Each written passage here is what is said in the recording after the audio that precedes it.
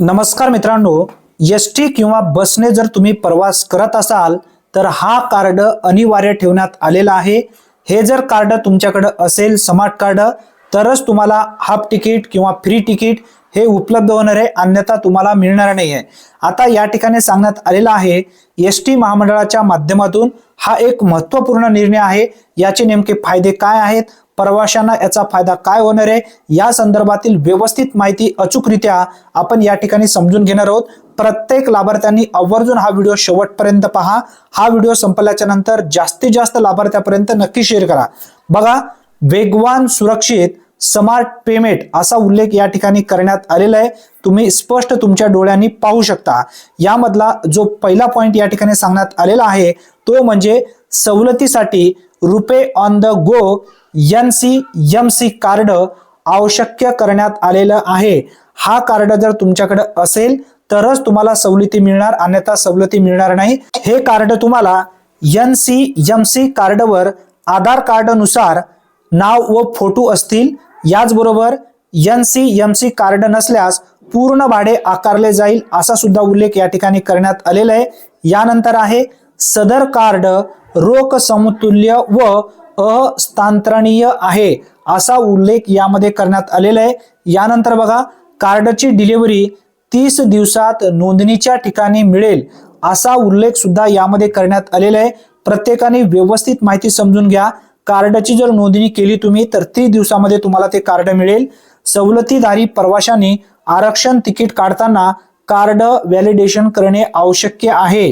Card validation जर झालं तरच तुम्हाला याची जी तिकीट आहे ते मिळणार आहे। याचबरोबर सवलत तिकीट फक्त कार्ड वॅलेट मधूनच दिलं जाईल।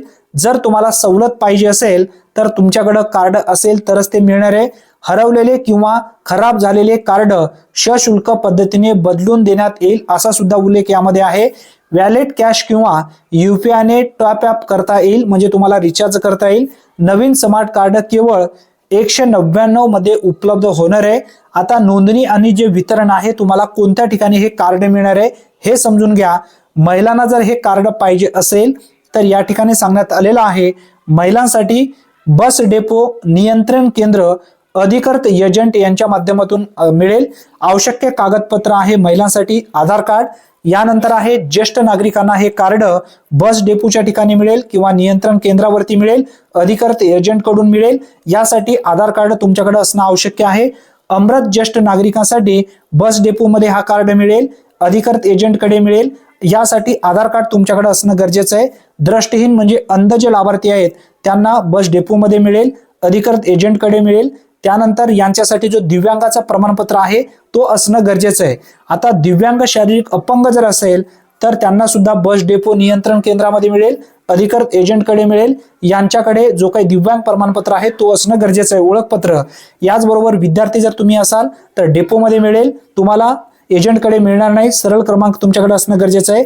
इतर सर्व सवलती जी आहेत बस डेपो मध्ये मिळतील। शासकीय प्रमाणपत्र तुम्हाला द्यावा लागेल। सवलत नसलेले प्रवासी मोबाईल OTP च्या माध्यमातून बस डेपो कडे जाऊन हा कार्ड घेईल।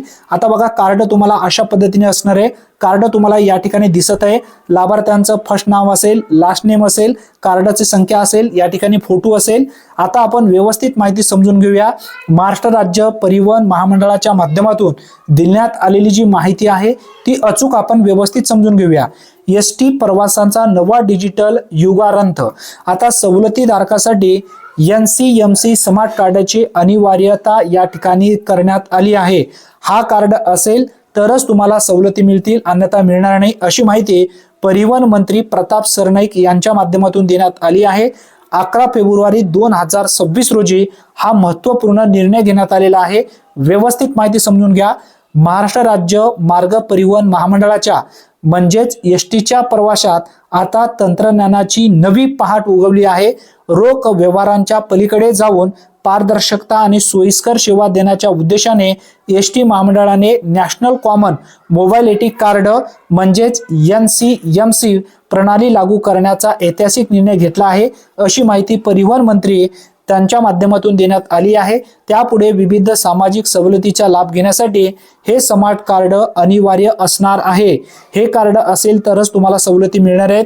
मंत्री सरनाईक म्हणाले की ही केवळ तांत्रिक सुधारणा नसून प्रवाशांच्या विश्वासाला डिजिटल बळ देणारे पाऊल आहे। सवलतीची अचूक नोंद, पारदर्शक प्रतिपूर्ती आणि रोख विरहित व्यवहार व या तिन्ही गोष्टी एका कार्डामध्ये समावल्या जाणार आहेत। या प्रकल्पासाठी महामंडळाने इबिक्स टेक्नॉलॉजिक्स लिमिटेड आणि NSDL पेमेंट बँक यांच्याशी करार केला असून लवकरच सर्व आगारामध्ये नोंदणी मोहीम सुरू होणार आहे। आता आपण समजून घेऊया कोणाला मिळणार NCMC कार्ड, म्हणजे हा स्मार्ट कार्ड कोणाला मिळणार आहे हे व्यवस्थित समजून घ्या। यामध्ये सांगण्यात आलेलं आहे या नव्या योजनेत समाजातील विविध घटकांचा समावेश करण्यात आलेला आहे। बघा, विद्यार्थी शालेय व तांत्रिक शिक्षण घेणाऱ्या विद्यार्थ्यांना त्यांच्या सरळ क्रमांकाशी जोडलेले कार्ड दिले जाईल। आता असा सुद्धा उल्लेख यामध्ये करण्यात आलेला आहे, ज्येष्ठ नागरिक व महिला, अमृत ज्येष्ठ नागरिक, सर्वसाधारण ज्येष्ठ नागरिक आणि महिला प्रवाशांना आधार संलग्न मिळेल। यानंतर बघा, दिव्यांग प्रवाशासाठी UDID क्रमांक जोडून विशेष सुविधा असलेले कार्ड या ठिकाणी मिळेल। याचबरोबर पुरस्कारार्थी, पत्रकार, स्वातंत्र्य सैनिक, अधिस्वीकृतीधारक पत्रकार आणि राज्यस्तरीय पुरस्कार विजेत्यांना विभागीय येथील मुख्यालय आगारामार्फत दिले जाईल, वितरण केलं जाईल। कार्डाचे जे वैशिष्ट्य आहेत, या स्मार्ट कार्डाचे वैशिष्ट्य नेमके काय आहेत हे समजून घ्या। बघा, या ठिकाणी सांगण्यात आलेलं आहे यामधला पहिला जो वैशिष्ट्य आहे तो म्हणजे किंमत याची जी आहे, नवीन कार्ड 199 रुपयामध्ये GST सह जुने कार्ड जमा केल्यास 149 रुपयामध्ये तुम्हाला दिला जाईल। नवीन कार्डासाठी 199 रुपये तुम्हाला द्यावं लागेल।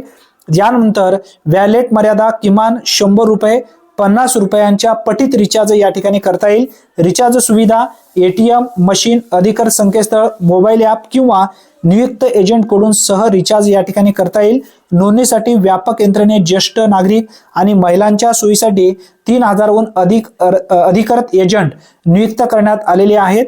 आता बघा, बस स्थानकावर नोंदणीची प्रक्रिया पार पडणार असल्याने ग्रामीण भागातील प्रवाशांनाही मोठा दिलासा या ठिकाणी मिळणार आहे, असा सुद्धा उल्लेख यामध्ये करण्यात आलेला आहे। बघा, STचा हा निर्णय म्हणजे परंपरागत प्रवास व्यवस्थेला डिजिटल स्पर्श देणारा टप्पा आहे, असा सुद्धा यामध्ये पॉइंट देण्यात आलेला आहे।